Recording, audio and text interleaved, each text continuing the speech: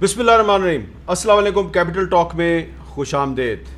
شہباز شریف صاحب کی حکومت جب سے اقتدار میں آئی ہے، اس حکومت کے مخالفین اس کے بارے میں کہتے ہیں کہ یہ امپورٹڈ حکومت ہے. تو اگر یہ واقعی امپورٹڈ حکومت ہے تو اس امپورٹڈ حکومت سے آئی ایم ایف خوش نظر نہیں آ رہی. اس امپورٹڈ حکومت کو آئی ایم ایف کو راضی کرنے کے لیے بہت کچھ کرنا پڑ رہا ہے. اس امپورٹڈ حکومت نے بجٹ سے پہلے پیٹرول مہنگا کیا، اور بجٹ پیش کرنے کے بعد آج آپ جانتے ہیں کہ بجلی بھی مہنگی ہو گئی ہے، اور آج پاکستان کی جو سٹاک مارکیٹ ہے وہ بہت نیچے چلی گئی، 1134 پوائنٹ نیچے گئی، اور ڈالر بہت اوپر چلا گیا. اوپن مارکیٹ میں ڈالر جو ہے وہ تاریخ کی مہنگی ترین سطح پہ ہے. تو یہ حکومت جس کو امپورٹڈ حکومت کہا جاتا ہے، یہ نااہل ہے یا واقعی یہ کچھ آنے والے دنوں میں معاملات کو سنبھال لے گی؟ تو یہ بڑے اہم سوالات ہیں. یہ سوالات کس سے پوچھنے چاہیے؟ یہ سوالات پوچھنے چاہیے کہ وزیر خزانہ مفتاح اسماعیل صاحب سے، جو کہ آج ہمارے ساتھ موجود ہیں. مفتاح صاحب بہت بہت شکریہ. بہت شکریہ. یہ سب سے پہلے بتائیے کہ وہ آپ نے سنا ہوگا، نعرہ لگتا ہے سڑکوں پہ امپورٹڈ حکومت نامنظور، پی ٹی آئی والے لگاتے ہیں. سڑکوں پہ تو نہیں لگتا، ٹویٹر پہ لگتا ہے. ٹویٹر پہ سڑکوں پہ بھی لگ رہا تھا. ابھی 25 مئی کو میرے ارد گرد جہاں بیٹھے ہیں تو لگ رہا تھا، یہاں پہ بھی گھیرے میں تھا میں بھی. ٹھیک ہے، وہ باقی آپ کے منسٹر جو مرضی کہیں. ٹھیک ہے. یہ بتائیں کہ آئی ایم ایف خوش نظر نہیں آ رہی امپورٹڈ حکومت سے، تو یہ پھر امپورٹڈ کیسے ہوئی؟ سر امپورٹڈ تو نہیں ہے، یہ تو بچوں والی باتیں ہیں نا. مطلب یہ کہ ہم جب 5 سال کے ہوتے ہیں تو ہم بھوت پریوں میں مانتے ہیں، لیکن پھر عمر بڑھ جاتی ہے تو پھر ایسی باتوں میں نہیں مانتے، کیونکہ حقائق پہ مبنی نہیں ہوتی ہے. تو اب اگر آپ نے ماننا ہے کہ وہ امپورٹڈ ہے تو آپ یہ سمجھیں کہ آپ پی ٹی آئی کا جو ٹویٹر ٹرولنگ کرنے والا مافیا ہے، آپ اس کو ایڈریس کر رہے ہیں، اور ان کے خیال میں آپ امپورٹڈ ہیں. تو اگر آپ امپورٹڈ ہیں تو آئی ایم ایف آپ سے خوش کیوں نہیں ہے؟ سر دیکھیں میں تو فرسٹ آف آل امپورٹڈ نہیں ہوں. میں کیا بول سکتا ہوں، ادھر اسی ملک میں پیدا ہوں، اسی ملک میں مروں گا. اور تو اگر آپ واقعی امپورٹڈ ہوتے تو آئی ایم ایف پھر خوش ہو جاتی ہے آپ سے؟ غالباً ہوتی. اور آئی ایم ایف کو دیکھیں، آئی ایم ایف کی خوشنودی حاصل کرنا میرا مقصد نہیں ہے زندگی کا، لیکن اس ملک کو سنوارنا اور اس ملک کی معیشت کو بہتر کرنا بہرحال ہمارا مقصد ہے. اسی لیے ہم آئے تھے. اس وقت ہم کو آئی ایم ایف کے پروگرام میں جانا ضروری ہے. ہم نے 2 مرتبہ 26 کو اور 2 تاریخ کی جون کو ہم نے 2 مرتبہ پیٹرول بڑھایا، 30 روپے، 60 روپے پیٹرول بڑھایا، 60 روپے ڈیزل بڑھایا. اور اگر مزید بھی ہم کو کوئی کام کرنا پڑے گا تو ہم کریں گے، اور ان شاء اللہ تعالیٰ آئی ایم ایف مزید پیٹرول مہنگا کریں گے آپ؟ اگر کرنا ہوگا تو مزید پیٹرول مہنگا کریں گے، لیکن آئی ایم ایف کے ساتھ پروگرام کرنا لازمی ہے. اس وقت بھی میں آپ کو بتا رہا ہوں کہ حکومت پاکستان جو ہے، دیکھیں ایک تو ہوتا ہے کہ ٹیکس ہوتا تھا، جیسے خان صاحب کے زمانے میں پیٹرول کے اوپر ٹیکس ہوتا تھا فروری سے پہلے. اب یہ ٹیکس نہیں ہے، ابھی تو نقصان میں بیچ رہی ہے حکومت اس وقت پیٹرول نقصان میں بیچ رہی ہے، ڈیزل نقصان یعنی کہ ابھی بھی آپ سبسڈی دے رہے ہیں؟ جی جی جی. اچھا، لیکن جب آپ اپوزیشن میں تھے جی تو اس وقت آپ کچھ اور کہا کرتے تھے. ذرا سن لیں آپ کو، آپ تاکہ لوگوں کو سمجھا دیں. سنو مفتاح اسماعیل صاحب پہلے کیا کرتے تھے. بات یاد رکھیے گا کہ جب تک بجلی، گیس اور پیٹرول مہنگا ہوگا، مہنگائی نہیں کم ہو سکتی، انٹرسٹ ریٹ بڑھانے سے کم نہیں ہو سکتا. اور قوم کو بتایا جائے کہ آئی ایم ایف سے بار بار نیگوسیشن کامیابی کی طرف کیوں نہیں جا رہے، کیا وجہ ہے. آج بھی مارکیٹ میں خبر آئی ہے کہ آئی ایم ایف سے نیگوسیشن صحیح نہیں جا رہا، اس لیے روپیہ ٹوٹا ہے. تو قوم کو کیوں نہیں بتاتے؟ بتائیں قوم کو کیوں نہیں بتاتے؟ میں تیار ہوں، مجھ سے پوچھیے. بتائیں نا، یہ آپ ہی کا سوال ہے جو آپ سے پوچھتے تھے. میں آپ کو بتاؤں، آئی ایم ایف کہتا ہے کہ سبسڈی ختم کرو، نقصان ختم کرو، ٹھیک ہے. اس کے بعد آئی ایم ایف کہتا ہے کہ جب نقصان ختم کر لو، اگلے مالی سال میں جاؤ گے تو بجٹ لے کے آؤ، بجٹ میں وہ سرپلس لے کے آؤ. اس سال دسمبر کے اندر، فروری کے اندر معاف کیجیے گا، دسمبر کے نمبرز پہ جب ایگری ہوا، 6ٹھی ٹرانچ ان کو ملی تھی، تو فروری میں ان کی شوکت ترین صاحب کا آئی ایم ایف سے ایگریمنٹ ہوا تھا، جس کے تحت آپ نے کہا کہ ہم 25 ارب روپے کا پرائمری ڈیفیسٹ دیں گے، لیکن آپ 1300 پہ پہنچ گئے تھے. 1000 ارب کے اوپر آپ نے پرائمری ڈیفیسٹ دیا ہے، اور آپ کا کوئی 4500 ارب روپے کا ٹوٹل ڈیفیسٹ آیا ہے. تو آئی ایم ایف یہ بولتا ہے کہ ڈیفیسٹ ختم کرو. اس لیے ان کی نیگوسیشن اچھے نہیں جا رہے تھے، کیونکہ جو بولتے کچھ تھے اور کرتے کچھ تھے. آپ نے شوکت ترین صاحب، عمران خان صاحب یہ سائن کر کے آئے کہ ہر مہینے 4 روپے پیٹرول کے اوپر ٹیکس لگائیں گے، پی ڈی ایل ڈالیں گے، اور 2% سے سیل ٹیکس بڑھائیں گے. یہ ہم نے تو سائن نہیں کیا، یہ تو انہوں نے سائن کیا.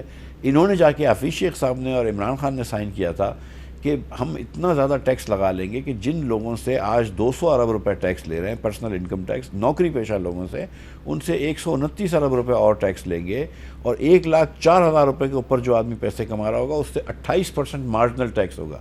یعنی کہ 1 لاکھ سے 2 لاکھ پہ جائیں گے تو اس میں سے 28,000 حکومت لے لے گی. میں سمجھتا ہوں یہ ٹیکس بہت زیادہ تھا.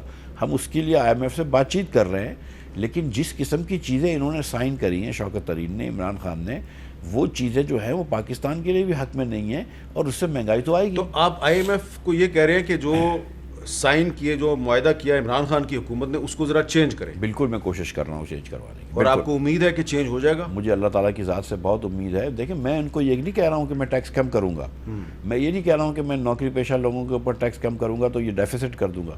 میں یہ کہہ رہا ہوں کہ اگر تم مجھے یہاں پہ 1 روپے کا چانس دو، میں امیر لوگوں سے 2 روپے کا ٹیکس لوں گا. اچھا، میں ان کے 150 ارب روپے کے ٹیکس کو اگر وہاں کم کر رہا ہوں تو میں اس کے سامنے 312 ارب روپے کے میں نے نئے ٹیکس دیے. اچھا اب ایک بڑا سادہ سا سوال ہے کہ آپ نے پیٹرول مہنگا کیا، آپ نے بجلی مہنگی کر دی، مہنگائی کا ایک طوفان آ گیا. بجلی ابھی تک مہنگی نہیں کی ہے. فیول ایڈجسٹمنٹ کے نام پہ 3 روپے بجلی مہنگی ہوگی آج ہو گئی ہے. اچھا. لیکن اس کے باوجود پیٹرول مہنگا کیا آپ نے، 30 روپے ایک دفعہ بڑھایا، 30 روپے ایک دفعہ بڑھایا، اور لگ رہا ہے کہ آپ پھر دوبارہ بھی بڑھانے والے ہیں. ڈالر قابو نہیں آ رہا، اسٹاک مارکیٹ اسٹیبل نہیں ہو رہی، یہ کیا نااہلی نہیں ہے؟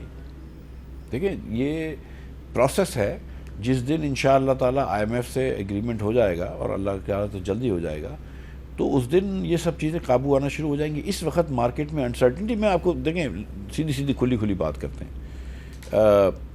اگر IMF سے ایگریمنٹ نہیں ہوتا نا، آپ اس وقت، میں آپ کو بتاؤں کہ میری اپنی ایڈلٹ لائف میں 1990 کے 91-92 میں پاکستان آیا ہوں IMF سے کے بعد، میں نے اس سے زیادہ معیشت کو برے حال میں نہیں دیکھا ہے. اچھا، میں سیریسلی بتا رہا ہوں، اتنا زیادہ ایگزسٹینشیل اکنامک کرائسس نہیں دیکھا ہے. اللہ معاف کرے اگر ہم اس وقت صحیح اسٹیپس نہیں لیتے تو ہم بہت بری جگہ پہ چلے جائیں گے. تو لہٰذا ہم کو یہ صحیح اسٹیپس لینے پڑیں گے جو کہ بہت پینفل. یہ صحیح اسٹیپ کا مطلب یہ ہوتا ہے کہ پیٹرول اور مہنگا کر دو، مزید مہنگا ہوگا. دیکھیں میں آپ کو بتاؤں، دیکھیں حامد بھائی میری گزارش سنیں، 123-124 ڈالر کا پیٹرول انٹرنیشنل مارکیٹ میں ہو گیا، برینٹ آئل کروڈ. وہ کبھی بھی نہیں تھا. میں آج چیئرمین اوگرا سے میں نے بات کری، پرائم منسٹر صاحب سے میں بات کر رہا تھا. میں نے کہا یار مجھے سمجھ میں نہیں آ رہا. میں آپ کو سچ بتا رہا ہوں کہ 2 جون کو جب پرائس بڑھائی تھی اس وقت کیروسین پہ 0 لاس تھا. کیروسین پہ لاس ختم ہو گیا تھا حکومت کا. آج پھر 24 روپے لاس کھڑا ہو گیا. میں نے کہا یار پھر سے کیلکولیشن کر کے دیکھو کہ غلطی تو نہیں کری آپ. اگر آپ دوبارہ پیٹرول مہنگا کریں گے 30 روپے یا 40 روپے فی لیٹر، آپ کو نہیں لگتا کہ عمران خان صاحب پھر ایک لانگ مارچ کرتے ہوئے اسلام آباد پہنچ جائیں؟ میری سیاست خراب ہوگی نا، میری پارٹی کی سیاست ہو جائے، ملک کو خراب کریں گے کیا؟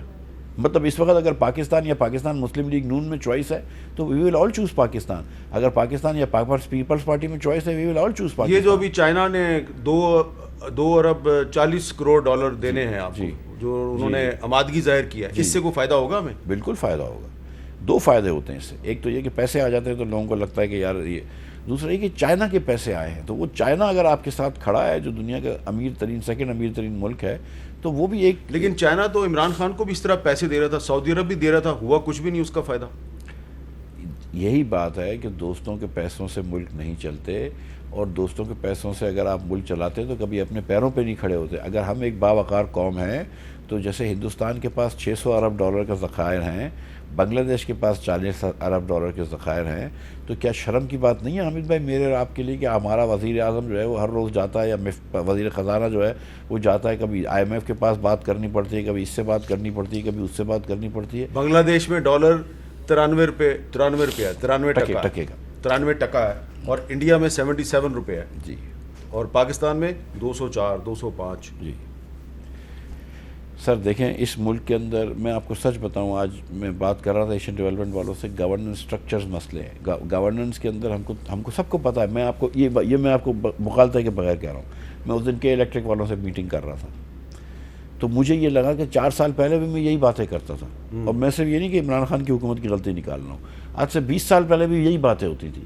ہمارے مسئلے کے آج بھی کوئی نیا مسئلہ نہیں ہے کہ الیکٹرک کا مسئلہ 15 سال سے چل رہا ہے، سرکولر ڈیٹ کا مسئلہ 15-20 سال سے چل رہا ہے. گیس کا سرکولر ڈیٹ عمران خان لے کے آیا، پاور کا سرکولر ڈیٹ تو پہلے سے چل رہا تھا، مشرف صاحب کے زمانے سے چل رہا تھا. ہمارے پاس مسئلے ہوتے ہیں، ہم سلجھاتے ہی نہیں ہیں، ہمارے پاس دل ہی نہیں ہے کام کرنے کی. اب قرضوں کی بات ہو رہی ہے نا، آپ نے کہا چائنا ہمیں دے رہا ہے تقریباً 2.5 ارب ڈالر دے رہا ہے، اور اگر آپ کا IMF کے ساتھ معاہدہ ہو گیا، لگتا ہے اس کے بعد پھر سعودی عرب بھی دے گا آپ کو پیسے. اور بھی جگہوں سے آئیں گے. جی. لیکن 3-4 سال کے بعد آپ سے یہ پوچھا جا رہا ہوگا کہ اتنا قرضے لے لیے, جیسا کہ 2-3 دن پہلے مفتاح اسماعیل صاحب اور شوکت ترین صاحب کے درمیان کچھ غیر ملکی قرضوں کے حوالے سے بات چیت ہوئی. ذرا دیکھیں کیا ہے, فگرز کیا کہہ رہے ہیں ایک دوسرے کو. جتنے وہ ہیں ان سب کو جتنا ڈیٹ لیا اس کا 80% ڈیٹ عمران خان نے لیا, یہ یاد رکھیے گا آپ. تو اگر عمران خان آئندہ کبھی بولے نا کہ میں نے ڈیٹ میں ادھار کم کرنے آیا ہوں, تو اس سے پوچھے گا کہ یہ پیسے کہاں سے آئیں گے. ارے بھائی 80% تو نہیں بڑھا ان سالوں میں, وہ ٹھیک ہے, اس میں 76% ضرور بڑھا ہے, لیکن اکانومی بھی ہماری اتنی بڑی ہے. وہ 76% مان رہے ہیں, لیکن وہ کہہ رہے ہیں اس سے ہماری اکانومی بھی اتنی بڑی ہے اور ہم نے قرضے واپس بھی کیے ہیں.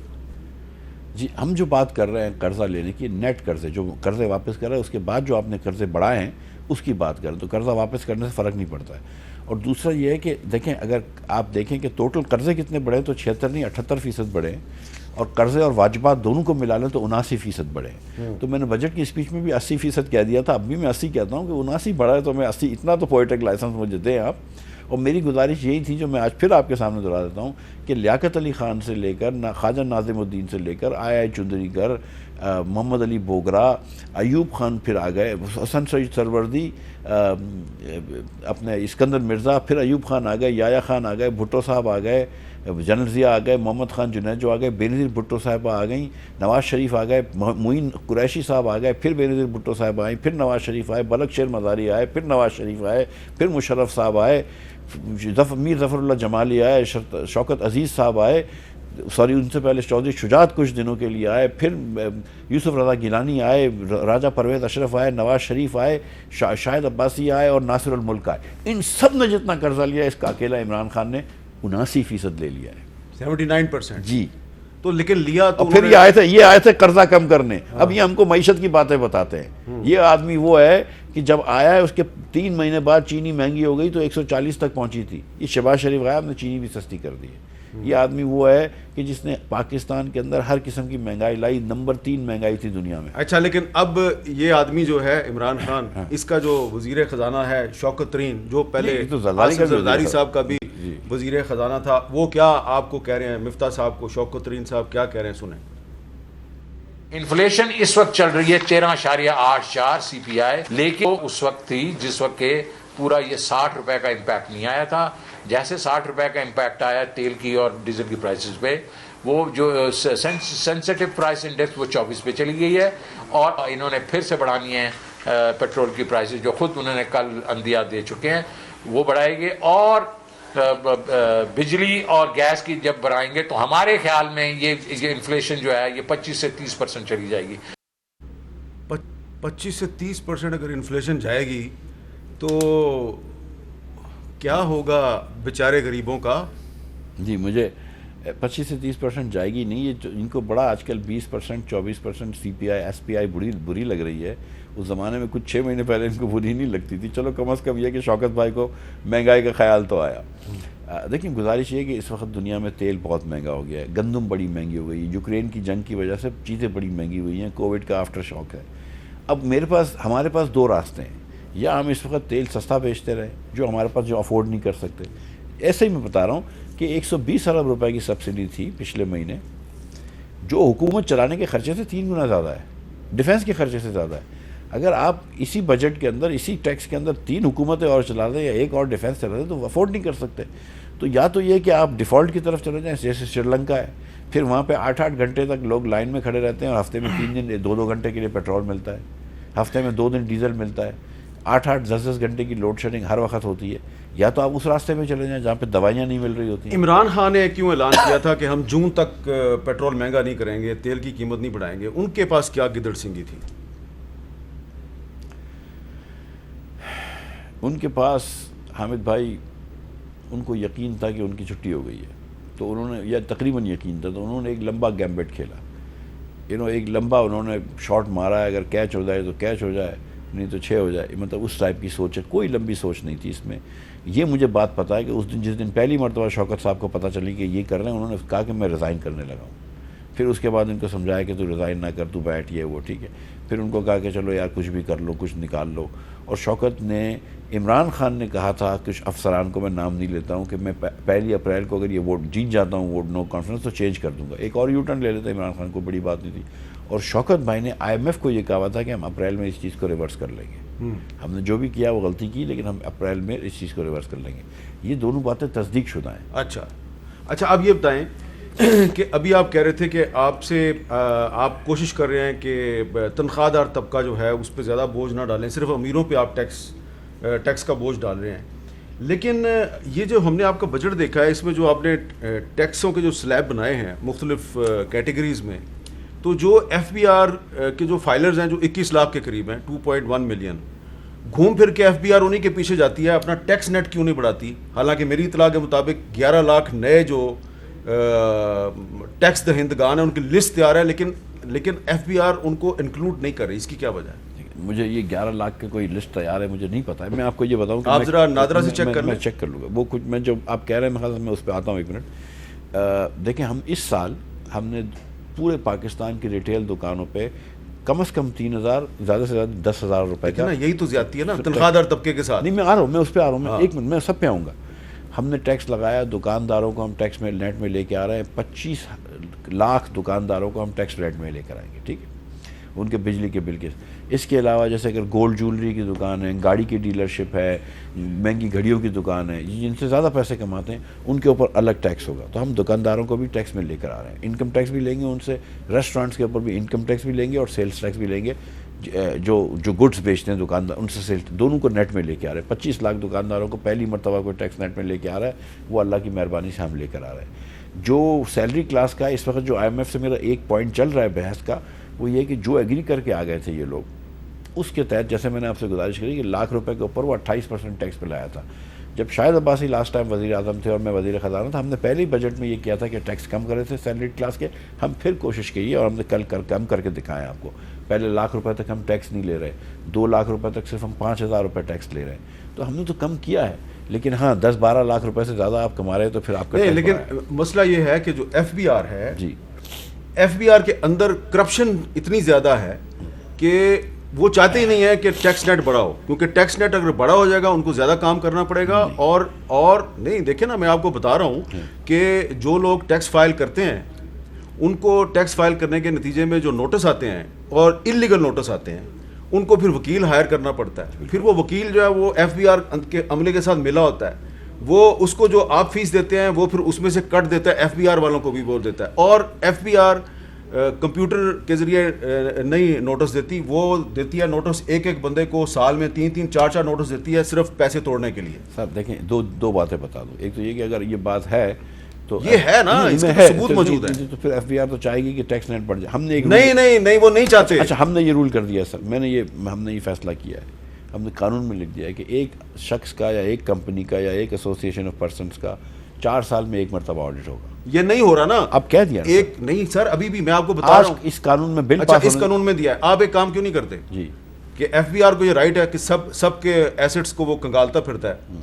جو FBR کے افسران اور عملہ، نچلا عملہ بھی 5 سال سے زیادہ FBR میں کام کر چکا ہے، ان کے ایسٹس بھی چیک کریں آپ. یہ بائٹ آئیڈیا اچھا ہے آپ کا، یہ بھی دیکھ لیتے ہیں. اچھا صرف آپ کو اسلام آباد میں پتہ چلے گا کہ کتنی جائیداد ہے لوگوں کے پاس. اور جو دوسری گزارش کری آپ نے، دوسری گزارش میں کرنا چاہتا ہوں، جو دوسرا آپ کا سوال تھا وہ 11 لاکھ آدمیوں کا. سر جب لاسٹ ٹائم میں وزیر خزانہ تھا تو ہم نے پھر نادرا سے بات کری تھی. عثمان صاحب ہوتے تھے نادرا میں، آپ کو چیئرمین نادرا ہوتے تھے، تو ان سے ہماری بات ہوئی تھی. ایک اس وقت جو ہے نا FBR اور نادرا کو آپس میں ڈیٹا شیئر کرنے کی اجازت نہیں تھی قانون کی وجہ سے، پھر ہم نے قانون میں اجازت بھی دے دی.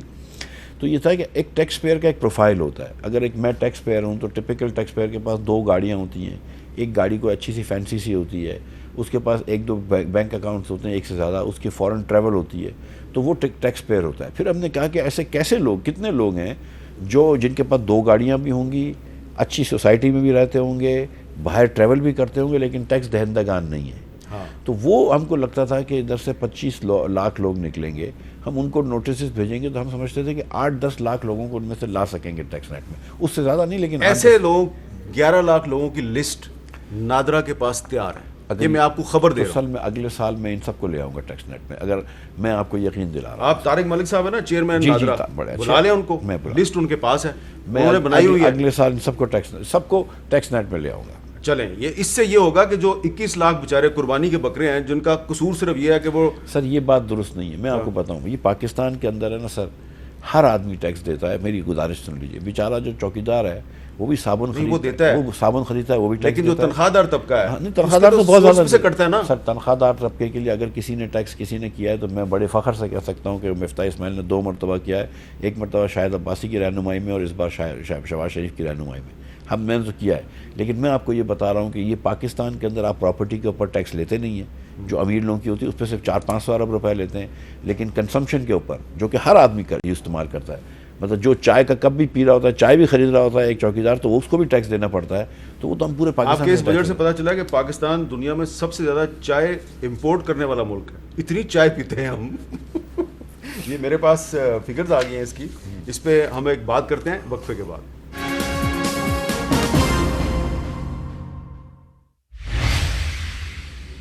کیپٹل ٹاک میں خوش آمدید. سابق وزیر اعظم عمران خان نے آج جو بجٹ مفتاح اسماعیل صاحب نے پیش کیا ہے اس پہ تبصرہ کرتے ہوئے کہا ہے کہ اگر ٹارگیٹڈ سبسڈی نہ دی گئی تو فوڈ سیکیورٹی کا مسئلہ پیدا ہو جائے گا.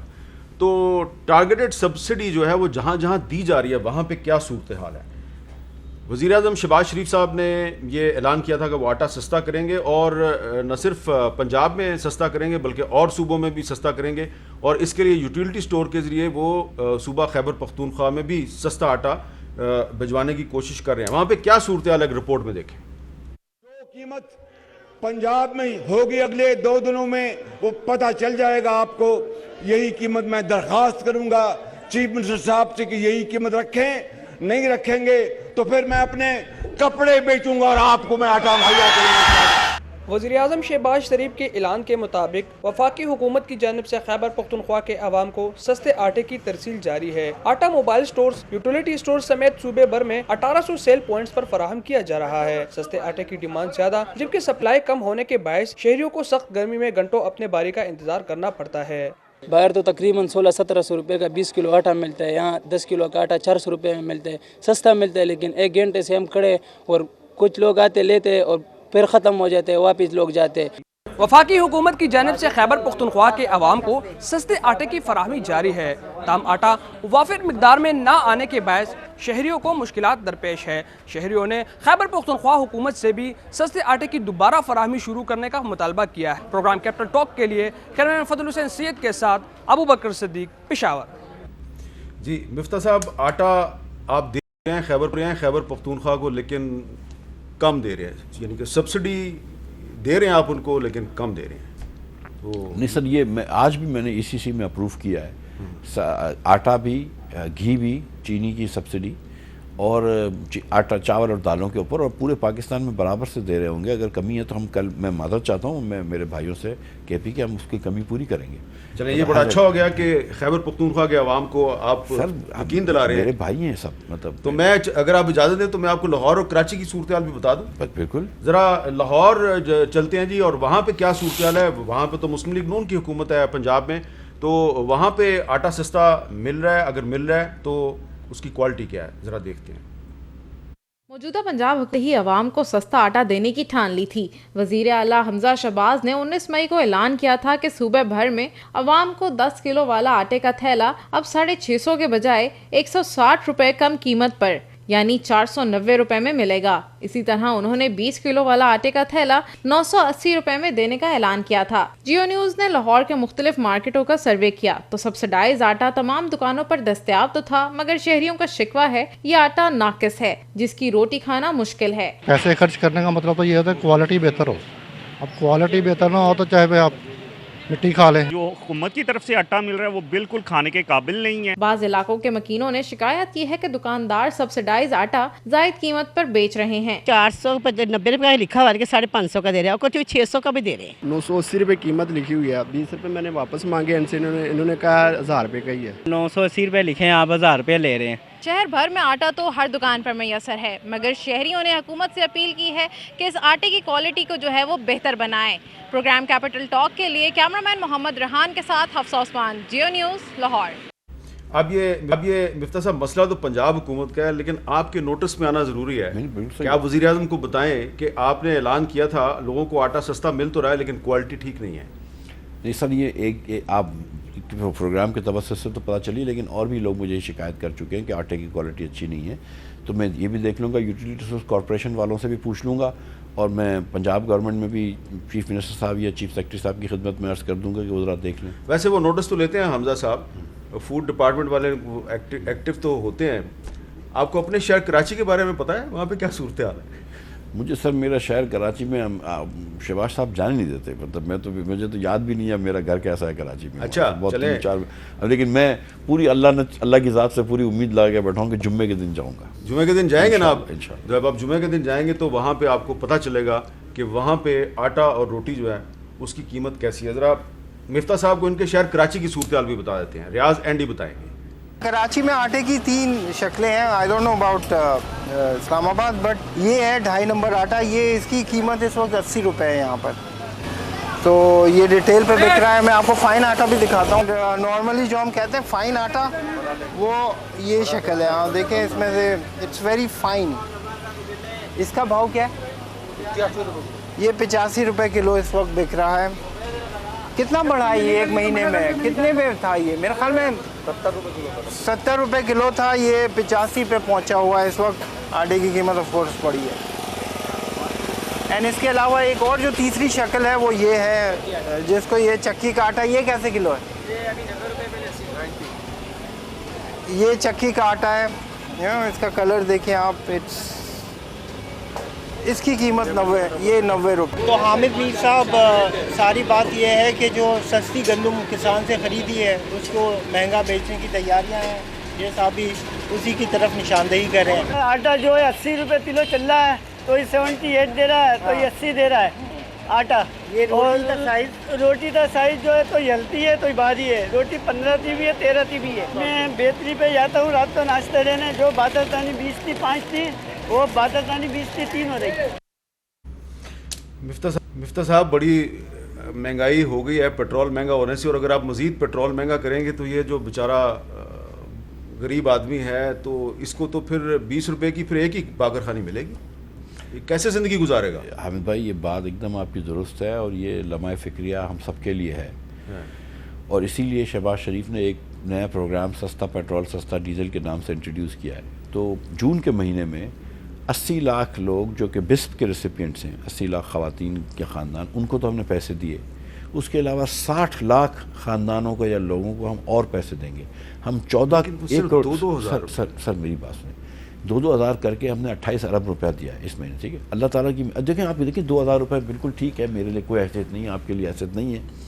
مگر آج میں پوچھ رہا تھا، ابھی تھوڑی دیر پہلے میں نے پوچھا تھا، صبح مجھے انفارمیشن ملی تھی کہ 26 لاکھ لوگوں نے اپلائی کیا ہے. ابھی مجھے سیکرٹری نے بتایا کہ 40 لاکھ لوگوں نے اپلائی کیا ہے. 6 لاکھ لوگوں 40 لاکھ لوگوں نے اپلائی بھی کر جی 2,000 روپے کے لیے. سر یہ اس ملک میں بڑا غریب ملک ہے، اللہ معاف کرے، اور 2,000 روپے کے لیے بھی 40 لاکھ لوگوں نے اپلائی کر دیا ہے. تو اور ہم 60 لاکھ لوگوں تک انشاءاللہ کریں گے. دیکھیں اس میں کتنے ایلیجیبل ہوتے ہیں.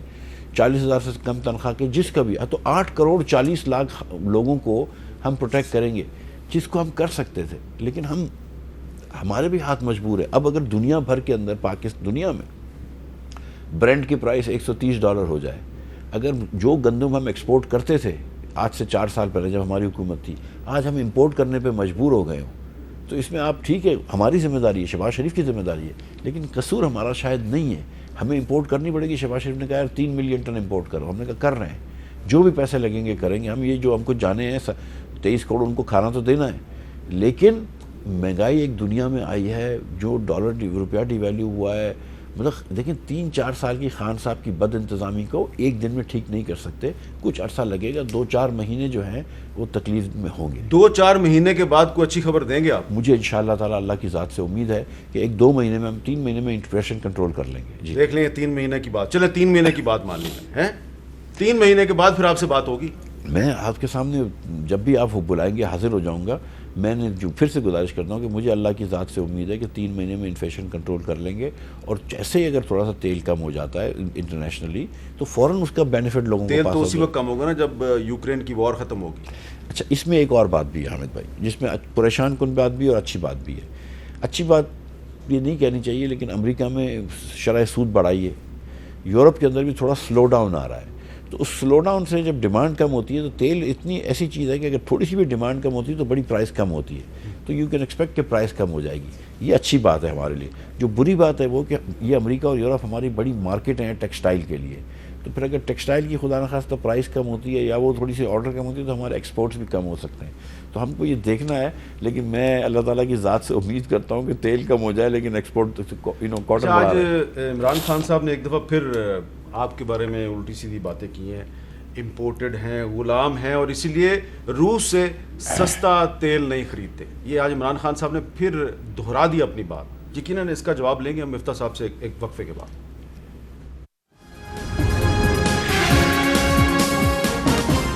کیپٹل ٹاک میں دوبارہ خوش آمدید۔ وزیر خزانہ مفتاح اسماعیل صاحب ہمارے مہمان ہیں، اور مفتاح صاحب آج عمران خان صاحب نے دوبارہ یہ کہا ہے کہ یہ امپورٹڈ حکومت ہے، غلام حکومت ہے، اسی لیے روس سے سستا تیل نہیں خریدتی۔ میں تو خان صاحب تو غلام نہیں تھے نا، تو انہوں نے کیوں نہیں خریدا؟